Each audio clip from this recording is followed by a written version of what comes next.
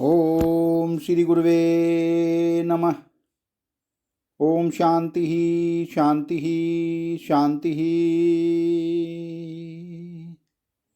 प्रणाम भगवान।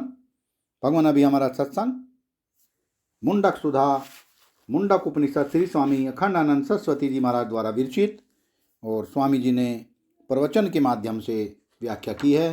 प्रवचन नंबर 10, मंत्र नंबर 12 एंड 13, प्राविद्या की प्राप्ति विधि अर्थात गुरु शरणागति। एपिसोड नंबर 2 लेते हैं भगवान। स्वामी जी बताते हैं कि जैसे देखो, कभी आपको निशाना लगाना हो तो आप दोनों तरह की शुद्धि कर लो।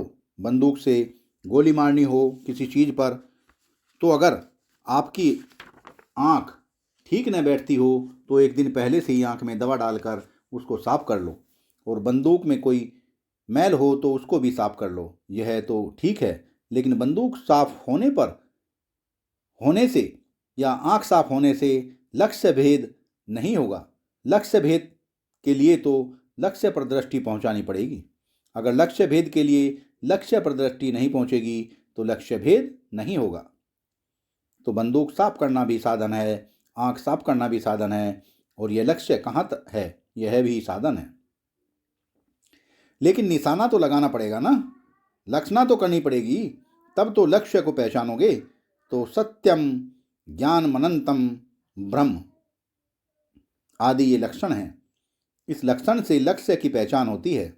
महावाक्य तो गोली है उस लक्ष्य को वेद करने के लिए। अप्रमत्तेन वेद्वयम सर्वत तमन्यो भवेत तन्मयो भवेत। आपको एक दो बात सत्संग की सुनाते हैं। एक बार एक महात्मा के पास गए। महात्मा लोग कितने शीर्षण होते हैं, यह बात आपको सुनाता हूँ। मैंने कोई बात ऐसी कही जो वैदिक लोग, ब्राह्मण लोग अपने मुंह से नहीं बोलते। तो महात्मा ने कहा कि ऐसा कहने से तो बोध मत की प्राप्ति हो जाएगी।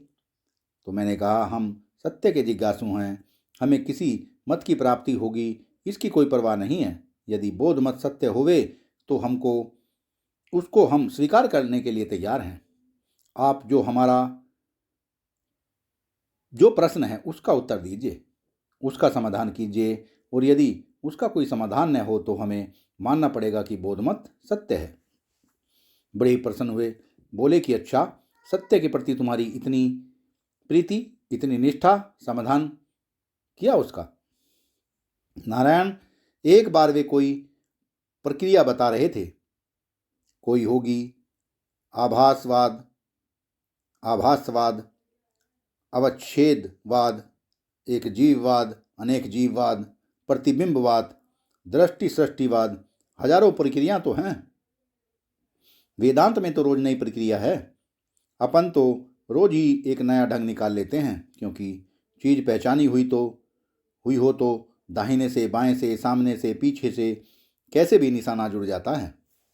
हमने एक आदमी को देखा, आंख पर पट्टी बांधकर वाण से निशाना लगाते, तो लोगों ने कहा कि इसमें चालाकी है, यह नाक के पास इसने बांधने के बाद भी थोड़ा खुला रख छोड़ा है। फिर हमने देखा कि वह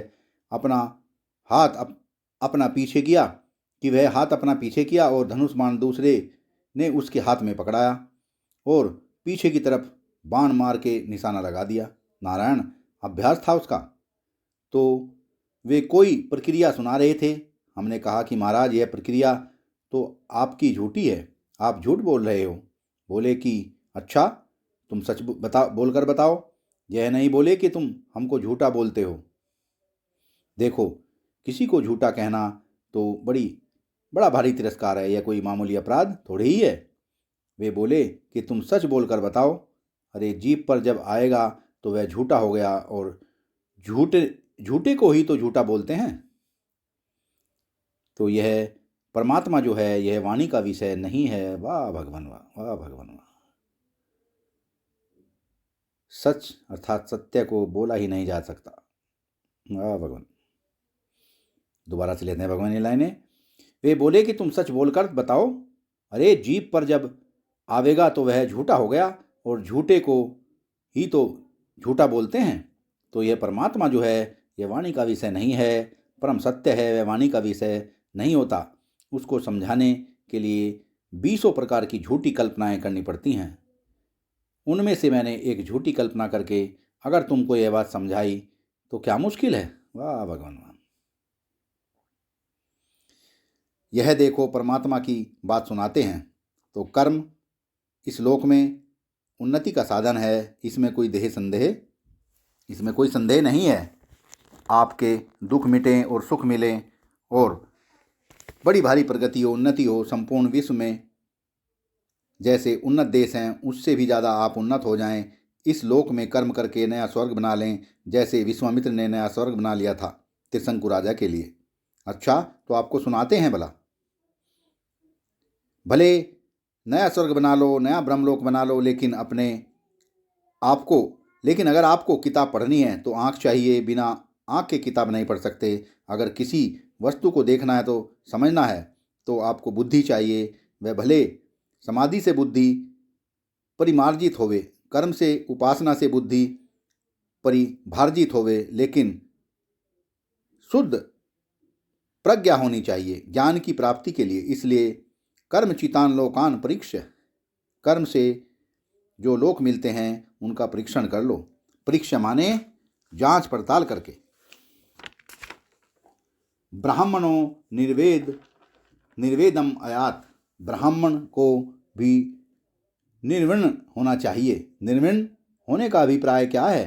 धातु यह निर्पूर्वक विद धातु वैराग्य के अर्थ में होती है, तो विरक्त होना चाहिए। अब विरक्त का अर्थ आप लोग यह नहीं समझ लेना कि नंगे हो जाना, लंगोटी पहन लेना, जंगल में जाना। यह जो संसार में तुम्हारा राग द्वेष हो रहा है, यह जो सोत को देखकर जलन होती है, यह जो सोतिया हाड़ है कि तुम्हारे मकान से ऊंचा किसी का मकान न हो, तुमसे ज़्यादा किसी का पैसा न हो, यह जलने वाली जो मनोवृत्ति है पुरुष के हृदय में होवे तो भी और स्त्री के हृदय में होवे तो भी, यह जलन वाली वृत्ति और प्रेम ये दोनों एक साथ नहीं हो सकता। एक ही तो दिल है और सो भी नन्हा सा, और उसी में कहो कि एक और आग जलेगी, एक और अमृत रखेंगे, एक और फूल खिलेगा और एक और आग जलावेंगे, एक और प्रेम का फूल खिले, एक और ज्ञान का फल लगे और एक और आग जलती रहे। यह महाराज आप जानते हैं, नारायण भगवान कहते हैं क्षीर सागर में भला गरम नहीं ठंडा दूध है और शेष सैया पर। शंकर भगवान रहते हैं कैलाश पर्वत पर, हिमालय पर। आग में रहने का अभ्यास तो न नारायण को है न शंकर को है।